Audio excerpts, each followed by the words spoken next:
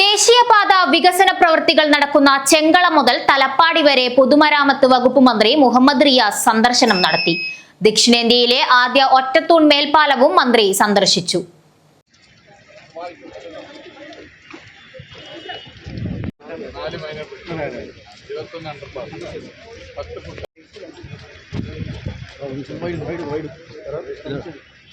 ചില റീച്ചുകളിൽ ഉദ്ദേശിച്ചതുപോലെ വേഗതയിൽ പോകുന്നില്ല. അവിടെ ഇടപെട്ട് പരിഹരിക്കാനുള്ള തുടർച്ചയായ ശ്രമങ്ങൾ നടത്തിക്കൊണ്ടിരിക്കുകയാണ്. ഓരോ ജില്ലയിലും ജില്ലാ കലക്ടർമാർക്ക് പ്രത്യേക ചുമതല നൽകിക്കൊണ്ട് ഇടപെടൽ നടക്കുന്നു. ജില്ലാ കലക്ടർമാരും മറ്റും അതുമായി ബന്ധപ്പെട്ട കാര്യങ്ങൾ ചെയ്യുന്നുണ്ട്. മുഖ്യമന്ത്രി തന്നെ ഇടയ്ക്കിടെ യോഗം വിളിക്കുന്നുണ്ട്. വേഗത വർദ്ധിപ്പിക്കാനുള്ള എല്ലാ ശ്രമവും നടത്തുന്നുണ്ട്.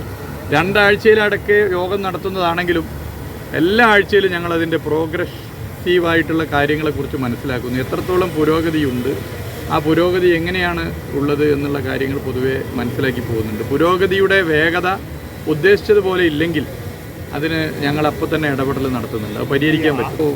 എവിടെയൊക്കെ പൂർത്തീകരിക്കപ്പെടുന്നു അവിടെയൊക്കെ തുറന്നു കൊടുക്കാനാണ് പൊതുവെ നിശ്ചയിക്കുന്നത്.